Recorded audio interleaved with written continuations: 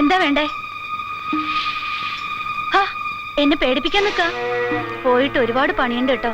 വല്യമ്മാവന് കുളിക്കാൻ ചൂടുവെള്ളം ഉണ്ടാക്കണം, ഉണ്ണേട്ടന്റെ അമ്മയ്ക്ക് മരുന്ന് കൊടുക്കണം, മുത്തശ്ശിയുടെ ദേഹം ഒന്ന് നനച്ചു പിഴിഞ്ഞ് തുടയ്ക്കണം. പിന്നെ ഉണ്ടപ്പ ഒരുപാട് പണികള്. ലക്ഷ്മിയടത്തേക്കാണെങ്കിൽ തീരെ വയ്യേനും. ഒന്നും മാറോ, ഈ പാവം അങ്ങോട്ട് പൊയ്ക്കോട്ടെ.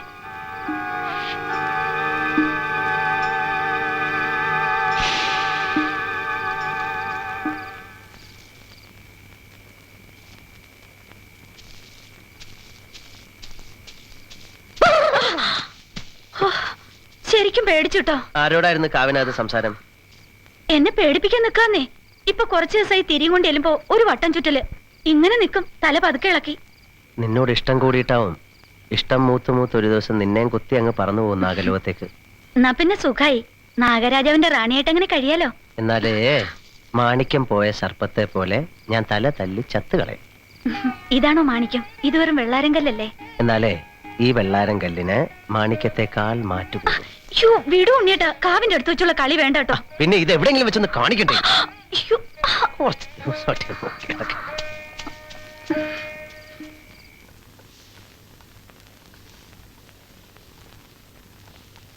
ഭദ്ര അമ്മ വിളിക്കുന്നു.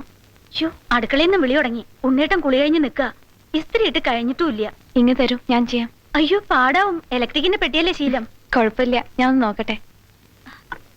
ഞാൻ ഇപ്പൊ വരാട്ടോ.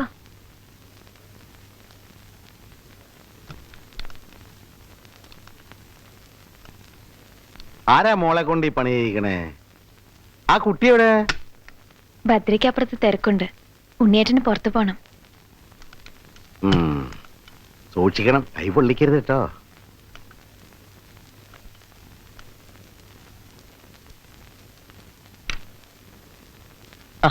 എന്താ ഇത്?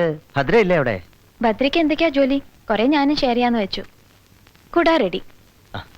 ഇനി മുത്തശ്ശന് മൂർക്കാൻ വേണം അല്ലേ? അത് ഓക്കെ. അവിടെ നല്ല കോച്ചിങ് തന്നിരിക്കുന്നല്ലേ? ഇതൊക്കെ കണ്ട് മനസ്സിലാക്കിയതാ. ഇപ്പൊ ഉണ്ണിയേട്ടന്റെ റൊട്ടീനൊക്കെ എനിക്കറിയാം. എന്താ ഇത്തിരി ബഹുമാനം തരാന്ന് കരുതിയത്? പേരിന്റെ കൂടെ ഒരു ഏട്ടൻ ചേർന്നിരിക്കണ്. അതിനൊരു ഭംഗിയുണ്ട്, ഉണ്ണിയേട്ടൻ വിളിക്കാൻ. എല്ലാം പെർഫെക്റ്റ്. മുറുക്കാൻ വരെ ചുറ്റി കൊടുത്തിട്ടുണ്ട്. നാണുവാരുടെ ഇൻസ്ട്രക്ഷൻ കിട്ടി അതുണ്ടാക്കാൻ.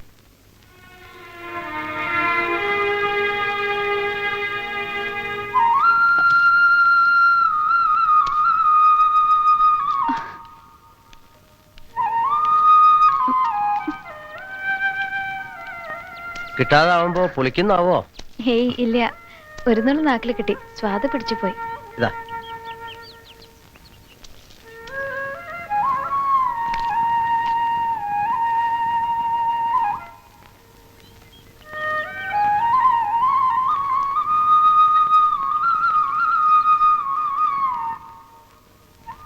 എങ്ങോട്ടാ യാത്ര? 4 കണ്ടത്തിൽ കൊയ്ത്ത് ബാക്കിയുള്ളത് നടക്കണം. അവിടെ ഒന്ന് വിസിറ്റ് ചെയ്യണം. പിന്നെ ഉണ്ട് ചില ചില്ലറ കാര്യങ്ങൾ. ഞാനും വന്നോട്ടെ? എനിക്കിവിടെ അടങ്ങിയിരുന്ന് മടുത്തു. ആവാം. അപ്പുറത്തൊന്ന് പറഞ്ഞേക്കൂ. തിരക്കിയിട്ട് ആളെ കണ്ടില്ലാച്ചാ.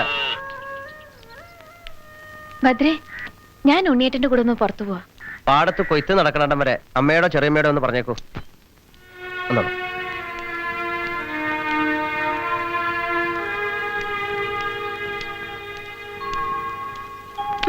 നടക്കങ്ങോട്ട് വച്ചിട്ടുണ്ടോ നിനക്ക്? നന്ദമോൾ എവിടെ ലക്ഷ്മിക്കുട്ടിയെ? ഉണ്ണിയുടെ കൂടെ പാടത്തേക്ക് പോയത്രേ. ഓ, ഈ വെയിലത്ത് അയക്കുണ്ടായിരുന്നു. പാടത്തും തൊടിയിലൊക്കെ നടക്കാനുള്ള കൊതിയാ. ആദ്യായിട്ടല്ലേ ഇതൊക്കെ കാണുന്നേ. ഇപ്പൊ ഇത്തിരി ഉത്സാഹമൊക്കെ വന്നിരിക്കുന്നു. പതുക്കെ കഴിഞ്ഞതൊക്കെ മറന്നു പോണുണ്ടാവും. ഉണ്ണിയുടെ ഒരു വർത്താനം പറച്ചിലും ഒക്കെയാ ഒന്ന് തെളിച്ചം വരുത്തിയെടുത്തത്. അതെ, ഉണ്ണിയുടെ ചുറ്റുവട്ടത്തുണ്ട് എപ്പോഴും. നീ എന്താ ചിരിച്ചേ? ഹേയ്, ഒന്നുമില്ല. എന്താ പറയണേ രണ്ടാളും? ഒന്നുമില്ലമ്മേ, നമുക്ക് അകത്തേക്ക് പോവാം.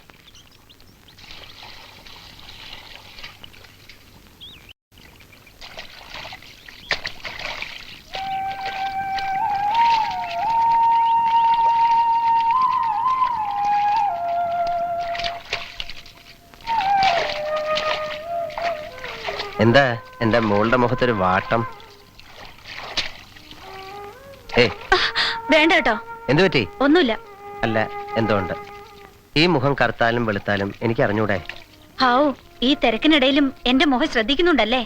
നിന്റെ മുഖം ഞാൻ പ്രത്യേകം ശ്രദ്ധിക്കണം മോളെ. അതെന്റെ ഉള്ളിൽ തന്നെ ഇല്ലേ? ആ വിശ്വാസം നിനക്കില്ലേ?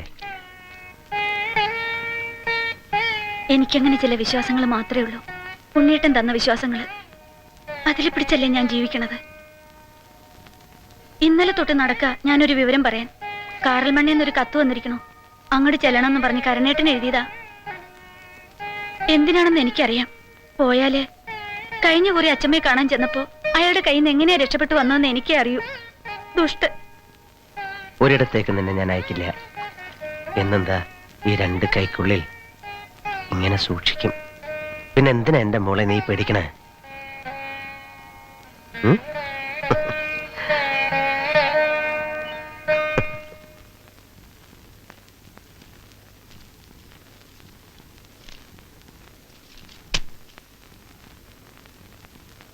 കുറ്റിപ്പുറത്തുനിന്ന് കുഞ്ഞൻ നായർ അയച്ചതാ. അയാൾ പണ്ട് ഉണ്ണിക്കൊരു ആലോചനയുടെ കാര്യം പറഞ്ഞ ഓർമ്മയുണ്ടോ ജാനുവിന്? ആ തഹസീൽദാരുടെ മോള്. അവരിപ്പോഴും കാത്തിരിക്കുക നമ്മുടെ ഒരു മറുപടിക്ക് വേണ്ടി. ഉടനെ നടത്തിയില്ലെങ്കിലും അവർക്കൊരു വാക്ക് മതിന്നാ. ഏട്ടനോട് ഞാനൊരു കാര്യം പറയണമെന്ന് വിചാരിച്ചിരിക്കുകയായിരുന്നു. അത് പാടുണ്ടോന്നറിയില്ല. ഉണ്ണിക്ക് നമ്മൾ വേറെ പെണ്ണ് അന്വേഷിക്കണോ? അപ്പൂന്റെ പെണ്ണായിട്ട് വരുമെന്ന് കരുതി നമ്മൾ. ഇനിയിപ്പോ ഉണ്ണിയുടേതായാലും നമുക്കൊരുപോലെ അല്ലേ?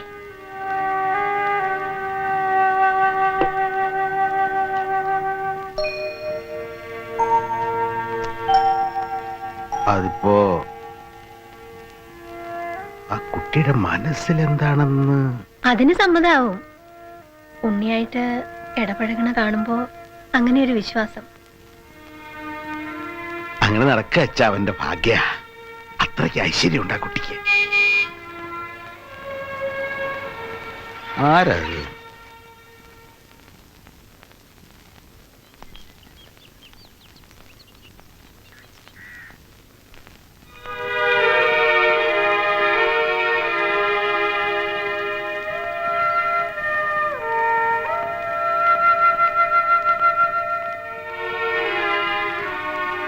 ബാംഗ്ലൂരിൽ നിന്നാണ്.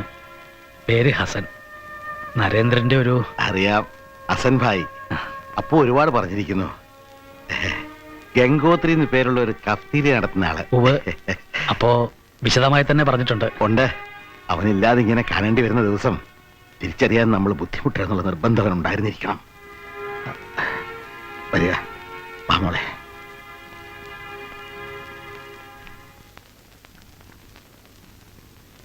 ആ, ഒന്ന് വരണമെന്ന് കുറച്ചു കാലമായി വിചാരിക്കുന്നു. പിന്നെ നന്ദയുടെ കാര്യങ്ങൾ എന്തൊക്കെയാണെന്ന് അറിയാനുള്ള ഒരു. ഇപ്പൊ ആളാകെ മാറി. കളിയും ചിരിയെ കുറേശ്ശെ തിരിച്ചു കിട്ടിയിരിക്കണോ? മോള് വന്നില്ലേ കുട്ടിയെ? ഇല്ല, കുളന്തേവനടുത്ത് പോയിരിക്കുക ഉണ്ണിയേട്ടന്റെ കൂടെ. ഇപ്പൊ ഇവിടുത്തെ ഒരംഗത്തെ പോലെയാ. ആര് കണ്ടാലും അങ്ങനെ തോന്നും. നന്നായി. അങ്ങനെ ഒരു തീരുമാനത്തിൽ എത്തിയില്ലായിരുന്നെങ്കിൽ ഞങ്ങൾക്കും ഭയമായിരുന്നു അവൾ എന്താ കാണിക്കാന്ന്. പിന്നെ ഞങ്ങളുടെയൊക്കെ മനസ്സിൽ വേറൊരു മോഹം കൂടെ ഉണ്ട് ഇപ്പോ. അവളെ ഇനി ഇവിടുന്ന് എങ്ങോട്ടും പറഞ്ഞയക്കേണ്ടെന്ന ആഗ്രഹം. ഞങ്ങളുടെയൊക്കെ ഒരു കൊതിയാ. മോടെ മനസ്സിൽ എന്താണെന്ന് അറിയില്ല. ഉണ്ണിയെക്കൊണ്ട്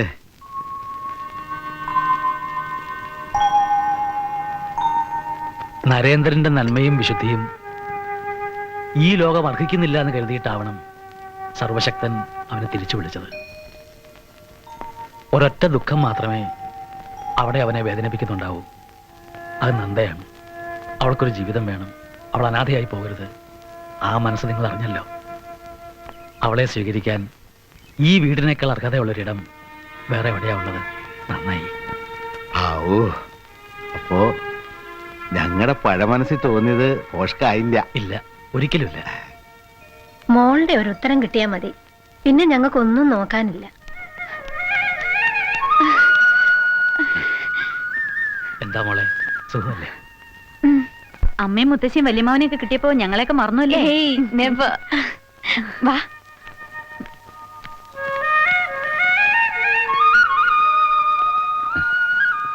സന്തോഷായി. നിങ്ങളെല്ലാവരും കൂടി അവൾക്ക് പുതിയൊരു ജന്മം കൊടുത്തല്ലോ. മനസ്സ് നിറയെ സന്തോഷമായി. ബാംഗ്ലൂരിലേക്ക് തിരിച്ചു വരുന്ന കാര്യം എനിക്ക് ചിന്തിക്കാനേ വയ്യ വിമല. നരനില്ലാത്ത ആ സിറ്റി അതെനിക്ക് വേണ്ട. ഞാനിപ്പോൾ ഇവിടെ അനുഭവിക്കുന്ന ഒരു സേഫ്റ്റി, ഒരു പീസ്, അതൊരുപാടാണ്. വീണ്ടും ഒരു കുട്ടിക്കാലം തിരിച്ചു കിട്ടിയ പോലെ അമ്മയുടെ മടിയിൽ നമുക്കെല്ലാം ഫീൽ ചെയ്യുന്ന ഒരു സെക്യൂരിറ്റി ഇല്ലേ, ഈ വീട് എനിക്കതാ തരുന്നത്. എത്ര നാളെന്ന് ഞാൻ ആലോചിക്കുന്നേ ഇല്ല. ചിലപ്പോൾ മരണം വരെ, അല്ലെങ്കിൽ ഈ വീട് വിട്ടിറങ്ങുന്നതായിരിക്കും എല്ലാ അർത്ഥത്തിലും എൻ്റെ മരണം. എനിക്ക് മനസ്സിലാവുന്ന നന്ദ, എനിക്കും ഹസൻ ബായിക്കും നിന്നെ സ്നേഹിക്കുന്ന എല്ലാവർക്കും ഇപ്പൊ സന്തോഷമാണ്. അത് നീണ്ടു നിൽക്കണമെന്നാണ് ഞങ്ങളുടെ പ്രാർത്ഥന. പിന്നെ ഈ വീട് നിന്നെ ഒരിക്കലും നഷ്ടപ്പെടാൻ തയ്യാറല്ലെന്നാ പറയുന്നത്. അമ്മയും വല്യമ്മാവിനും അവരുടെ ഒരു ആഗ്രഹം പറഞ്ഞു. എനിക്കും തോന്നി അങ്ങനെ തന്നെയാ വേണ്ടത്. നീ എന്താ മീൻ ചെയ്യുന്ന? അവരെന്ത് പറഞ്ഞു എന്നാ? അവർക്ക് നിന്നെ ഉണ്ണിയും ഒന്നിച്ചു ചേർക്കാനാ പ്ലാൻ. വിമല, നീ എന്താ പറഞ്ഞത്? എന്താ വിമല, നിനക്കെല്ലാം അറിയാവുന്നതല്ലേ? നരന്റെ സ്ഥാനത്ത് അതെങ്ങനെ കഴിയും? മറ്റാരും അല്ലല്ലോ, ഉണ്ണിയല്ലേ എന്ന് കരുതി. കാഴ്ചയിലെ സാമ്യത്തിനപ്പുറത്ത് അവർ രണ്ടും രണ്ടല്ലേ? നോക്കൂട്ടി, നീ പെട്ടെന്നൊരു തീരുമാനത്തിൽ എത്തണമെന്ന് ഞാൻ പറയില്ല. പക്ഷേ ഈ വീട്ടിൽ നീ ഇപ്പൊ അനുഭവിക്കുന്ന മനസമാധാനവും സന്തോഷവും അതെന്നും നിലനിൽക്കാൻ പതുക്കെ സമയമെടുത്ത് നീ ചിന്തിച്ചു നോക്ക്. ഈ വീട്ടിലെല്ലാവരും നിന്റെ തീരുമാനത്തിന് വേണ്ടി കാത്തിരിക്കുകയാണ്. അല്ല, സമയം പോയി, പുറപ്പെടണ്ടേ? ഓ, ഞാൻ എല്ലാവരെയും കണ്ടെന്ന് യാത്ര പറഞ്ഞിട്ട് വരാം. ബാംഗ്ലൂരിൽ നിന്ന് എന്റെ കൂടെ വന്ന നന്ദയാണോ ഇത്? ഒരുപാട് മാറിയില്ലേ? ഉവ് പറഞ്ഞു, ഉണ്ണിയാണ് ഇതിന്റെ പുറകിലെന്ന് അമ്മ പറഞ്ഞു. ആ,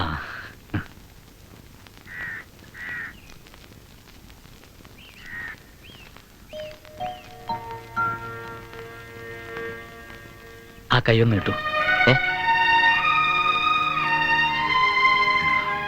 എന്താ ഇത്? നരേന്ദ്രന് കൊടുത്ത സമ്മാനമാണ്. ഇനി അത് ഈ വിരലിൽ കിടക്കട്ടെ. ആ.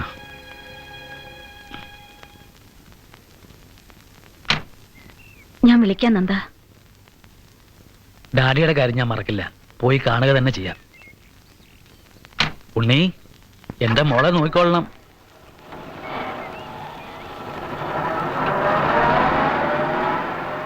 നല്ല സ്നേഹമുള്ള മനുഷ്യൻ. അപ്പുവായിട്ടുള്ള ബന്ധം കൊണ്ടായിരിക്കണം. അതായത് കണ്ടോ, ഇതെനിക്ക് തന്നിട്ട് പോയി. അപ്പുവിനെ കൊടുത്തതായിരുന്നു അത്രേ. കിടക്കട്ടെ, അവന്റെ ഒരു ഓർമ്മയായിട്ട് വിരലിൽ കാണാമല്ലോ.